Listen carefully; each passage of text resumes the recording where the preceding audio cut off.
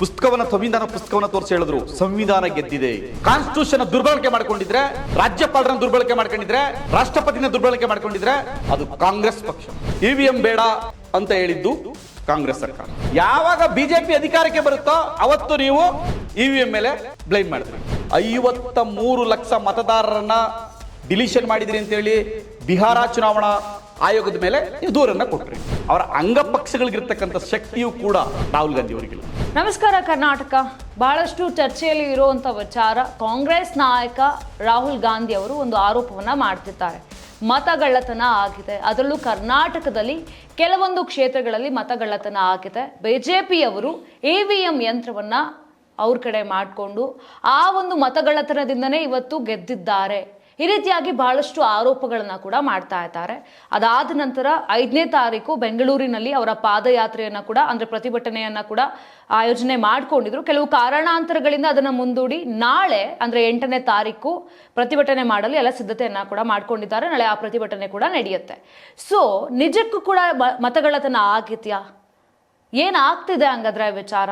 So ಈ ಬಗ್ಗೆ ಮಾತನಾಡೋದಕ್ಕೆ ನಮ್ಮ ಜೊತೆ ಇವತ್ತು JDS ವಕ್ತಾರರಾಗಿರುವಂತರು ಮತ್ತು ವಕೀಲರಾಗಿರುವಂತ ಪ್ರದೀಪ್ ಕುಮಾರ್ ಅವರು ನನ್ನೊಟ್ಟಿಗೆ ಇದ್ದಾರೆ. ಬನ್ನಿ ಮಾತನಾಡಿಸ್ತಾ ಹೋಗೋಣ.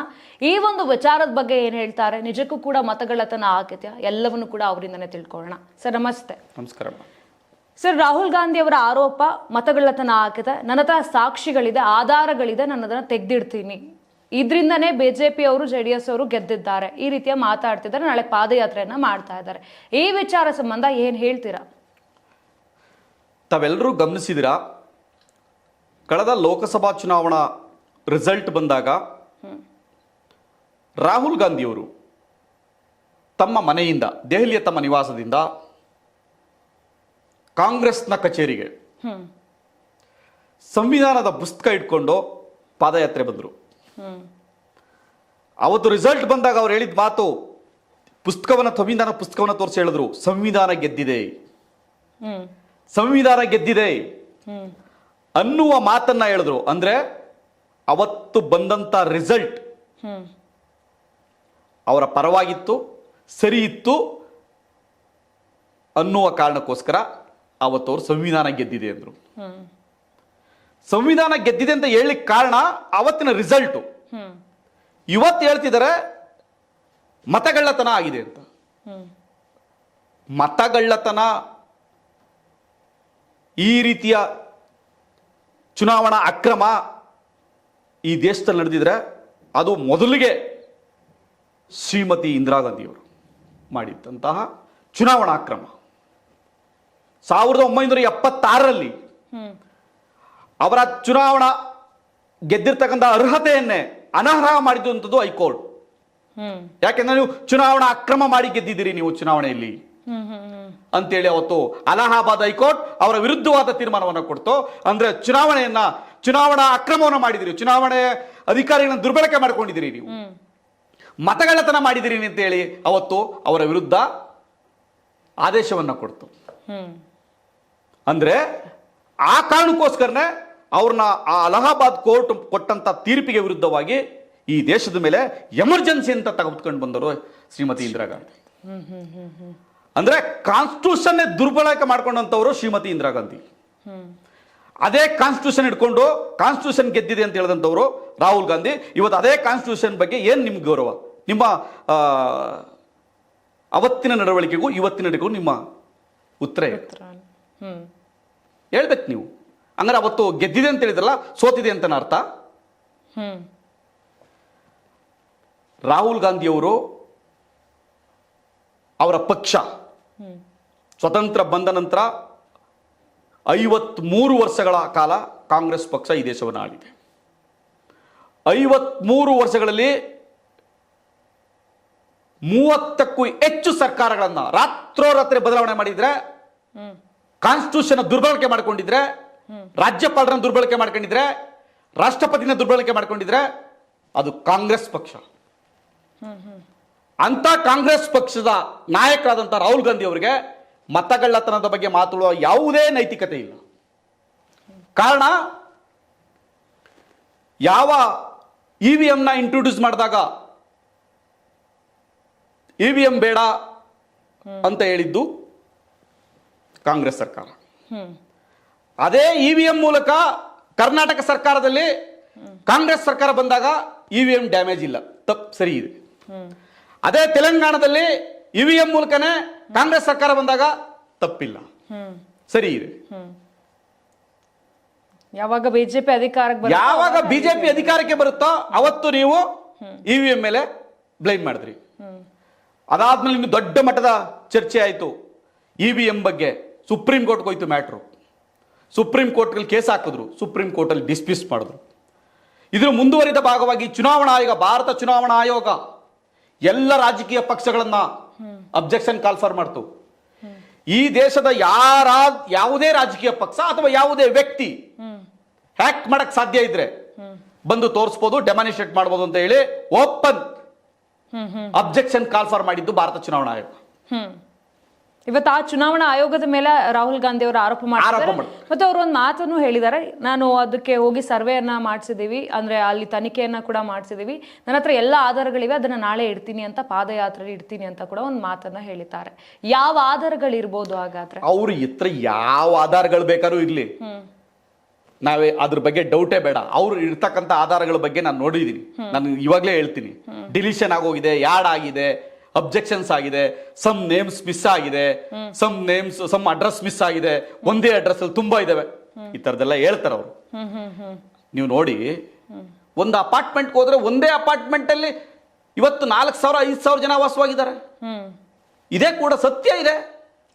ನೀವು ಒಂದೇ ಅಡ್ರೆಸ್ ಅಲ್ಲಿ 10,000 ಜನ ಇದ್ದೀರಿ ಅಂದ್ರೆ ಏನರ್ಥ? ಇದಾರೆ, ಸತ್ಯ ಅದು. ಒಂದೇ ಅಡ್ರೆಸ್ ಅದು, ಒಂದೇ ಅಪಾರ್ಟ್ಮೆಂಟ್ ಅದು. ಒಂದೇ ಅಪಾರ್ಟ್ಮೆಂಟ್ ಅಲ್ಲಿ 10,000 ಜನ ಇದ್ದಾರೆ, ವಾಸವಾಗಿದ್ದಾರೆ. ಒಂದ್ ಮನೆಯಲ್ಲಿ 5 ಜನ 6 ಜನ ಇರ್ತಾರೆ, ಟ್ರಿಬಲ್ ಬೆಡ್ರೂಮ್, ಡಬಲ್ ಬೆಡ್ರೂಮ್ ಅಲ್ಲಿ.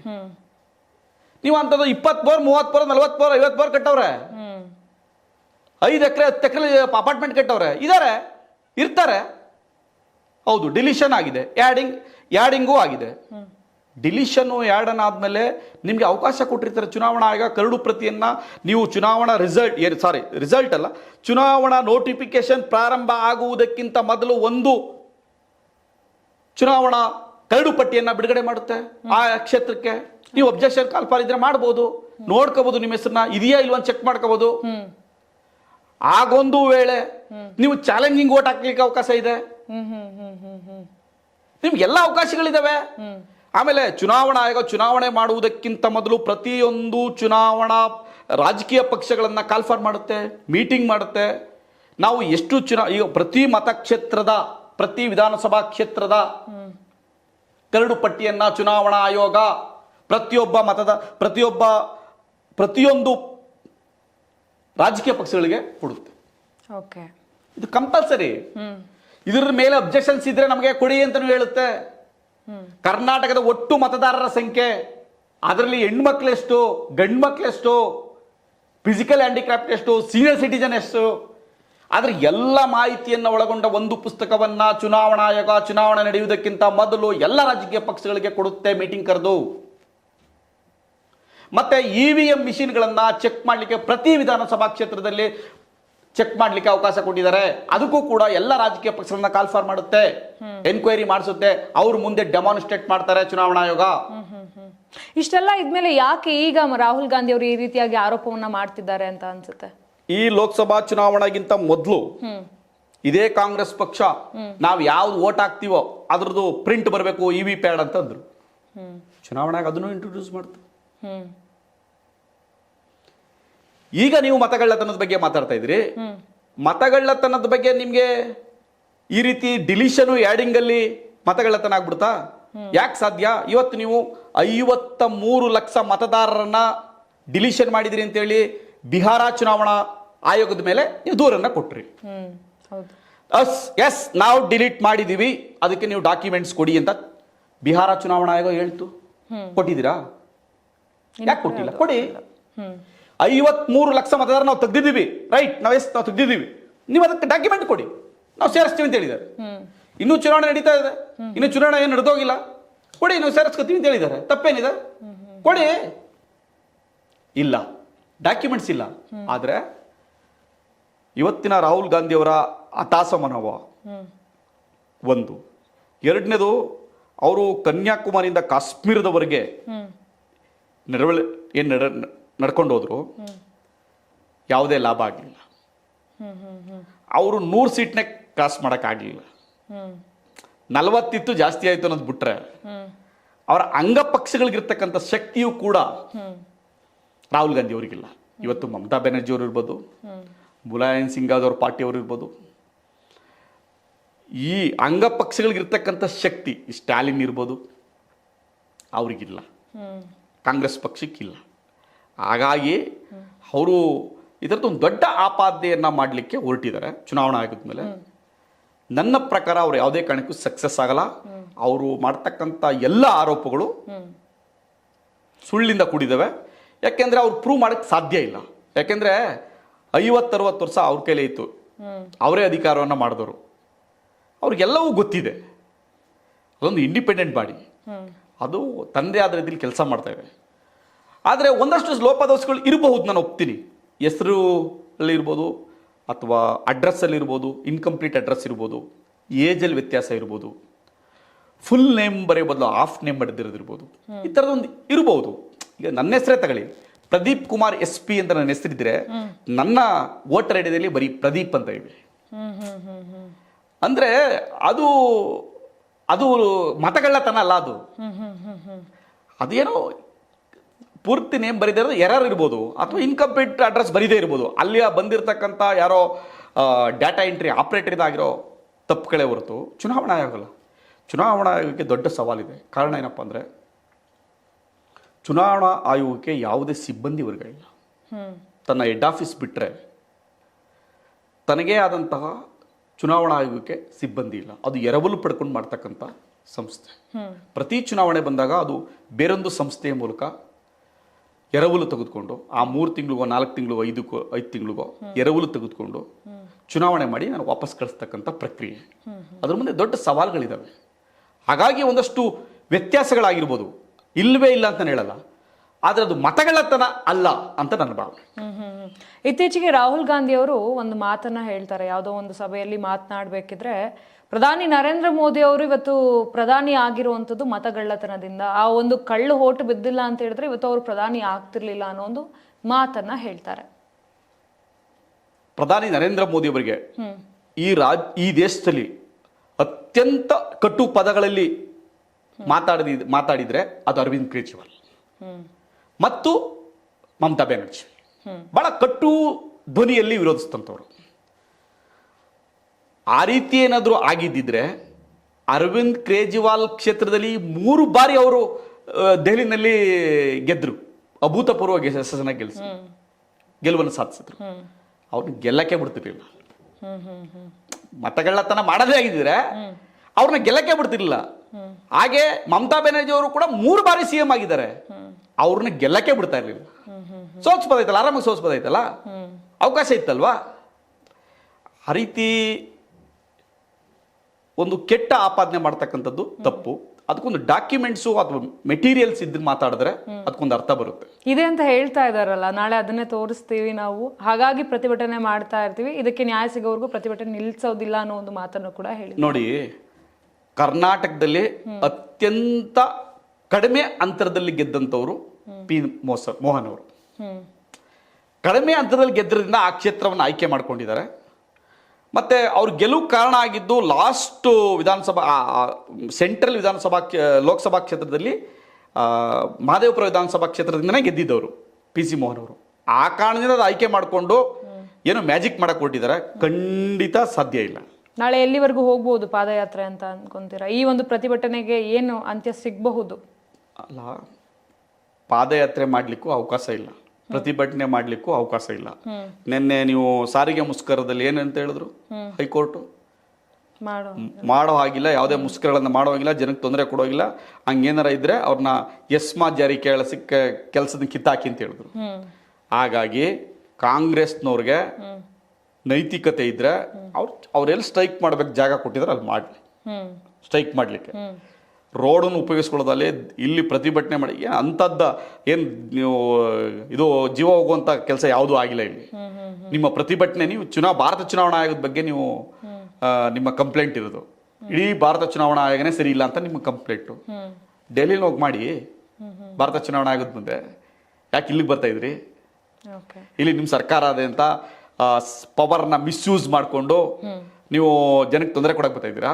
ಎಲ್ಲೊಂದು ಕಡೆ ಕಾಂಗ್ರೆಸ್ ಸರ್ಕಾರ ಅಧಿಕಾರದಲ್ಲಿರೋದ್ರಿಂದ ಕರ್ನಾಟಕದಲ್ಲಿ ಈ ಒಂದು ಪ್ರತಿಭಟನೆ ಮಾಡ್ತಿದ್ದಾರೆ ಅಂತ ಕೋರ್ಸ್, ನೋ ಡೌಟ್. ಇಲ್ಲಿ ಜನ ಸೇರಿಸ್ಬೋದು. ಇರೋದೊಂದಷ್ಟು ಶಕ್ತಿ ಇದ್ರೆ ಕಾಂಗ್ರೆಸ್ ಪಕ್ಷಕ್ಕೆ, ಅದು ಕರ್ನಾಟಕ ಮತ್ತು ತೆಲಂಗಾಣ ಎರಡೇ ರಾಜ್ಯಗಳು. ಹಾಗಾಗಿ ಒಂದಷ್ಟು ಜನ ಸೇರಿಸಿ ಒಂದಷ್ಟು ಮೆಸೇಜ್ ಅನ್ನು ಪಾಸ್ ಮಾಡ್ಬೋದು ಅನ್ನೋ ಕಾರಣಕ್ಕೋಸ್ಕರ ಬರ್ತಾ ಇರ್ಬೋದು.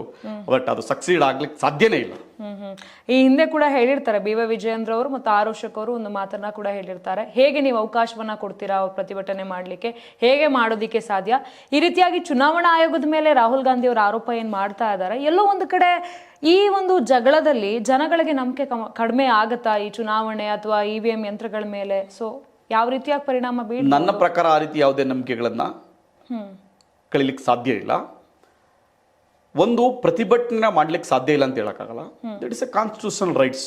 ಅವ್ರಿಗೆಲ್ಲ ಹಕ್ಕುಗಳಿದ್ದಾವೆ. ಆದರೆ ಪಾದಯಾತ್ರೆ ಮಾಡ್ಲಿಕ್ಕೆ ರೈಟ್ಸ್ ಇಲ್ಲ, ನೀವು ರಸ್ತೆನಲ್ಲಿ ಬರ್ಲಿಕ್ಕೆ ರೈಟ್ಸ್ ಇಲ್ಲ. ನಿಮ್ಗೆ ಫ್ರೀಡಮ್ ಪಾರ್ಕಲ್ಲಿ ಅವಕಾಶ ಇದೆ, ನೀವು ಸ್ಟ್ರೈಕ್ ಮಾಡ್ಬೋದು. ಅದ್ರ ಬಗ್ಗೆ ಯಾವುದೇ ಭಿನ್ನಾಭಿಪ್ರಾಯ ಇಲ್ಲ. ಸೊ ಆದರೆ ನೀವು ಅವರು ಅನ್ಕೊಂಡಾಗೆ ಒಂದು ಏನೋ ಒಂದು ಗಿಮಿಕ್ನ ಮಾಡಕ್ ಹೊರಟಿದ್ದಾರೆ, ಸಿಂಪತಿನ ಕ್ರಿಯೇಟ್ ಮಾಡಕ್ ಹೊರಟಿದ್ದಾರೆ. ಅದು ಸಾಧ್ಯ ಇಲ್ಲ. ಇದು ಸಿಂಪತಿಗೋಸ್ಕರ ಮಾಡ್ತಿದ್ದಾರೆ ಅಂತ ಖಂಡಿತ ಖಂಡಿತ. ಯಾಕಂದ್ರೆ ಬಿಹಾರದಲ್ಲಿ ಅವ್ರಿಗೆ ಯಾವುದೇ ಶಕ್ತಿ ಇಲ್ಲ. ಕಾಂಗ್ರೆಸ್ಗೆ ಯಾವ ಶಕ್ತಿ ಇಲ್ಲ. ಅಲ್ಲಿ ಏನದು ತೇಜ್ ಪ್ರತಾಪೆ ಕಿಂಗ್ ಮೇಕರ್, ಮತ್ತೆ BJP ಎರಡೇ ಪಕ್ಷಗಳಿಗೆ ಅವಕಾಶ ಇರತಕ್ಕಂಥದ್ದು. ಸೊ ಹಂಗಾಗಿ ಇವ್ರಿಗೆ ಅಲ್ಲಿ ಅವಕಾಶಗಳಿಲ್ಲ. ಇವ್ರ ಅಲಯನ್ಸ್ ಪಾರ್ಟಿಗೆ ಇರೋ ಶಕ್ತಿ ಇಲ್ಲಿ ಕಾಲ್ ಭಾಗನೂ ಇವ್ರಿಗೆ ಶಕ್ತಿ ಇಲ್ಲ.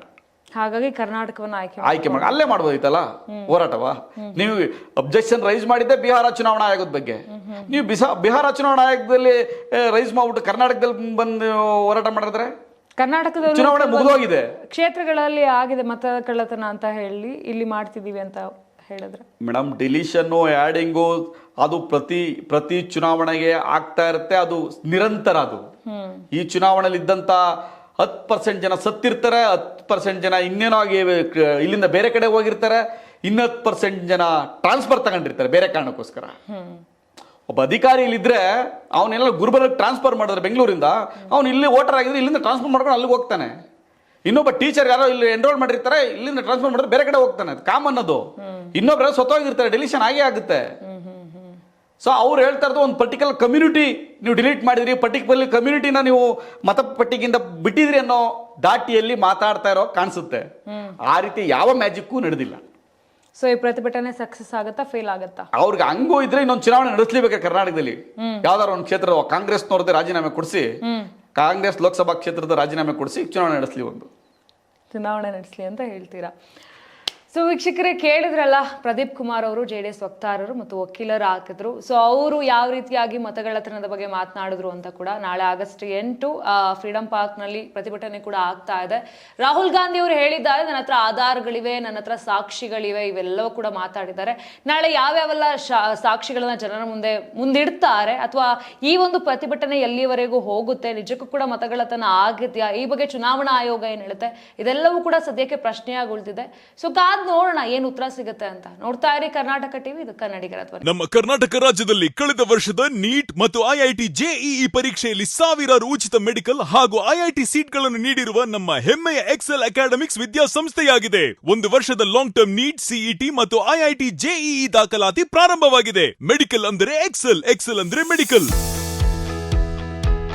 ನಾನು 86 kg ಇದ್ದವಳು 71 kg ಬಂದಿದ್ದೀನಿ. ವಯಸ್ಸಾದ್ಮೇಲೆ ಸ್ಮಾರ್ಟ್ ಆಗಿ ಕಾಣ್ತೀರಾ ಅಂದ್ರೆ ಜಿನ್ನಿ. 126 kg ವೇಟ್ ಇದ್ದು ನಾವು ಈಗ 114 kg ಲೆಕ್ಕ ಬಂದಿದ್ದೀವಿ. ಯಾವುದೇ ಸೈಡ್ ಎಫೆಕ್ಟ್ ಆಗಿಲ್ಲ ನಮಗೆ. 84ರಿಂದ 50 kg ಬಂದೆ. ಆಮೇಲೆ ಸಣ್ಣಗೆ ಫಿಟ್ ಆಗಿದ್ದೀನಿ. ಅದಕ್ಕೆ ನಾನು ಯೂಸ್ ಮಾಡ್ತಾ ಇರೋದು ಜೀನಿ ಸ್ಲಿಮ್.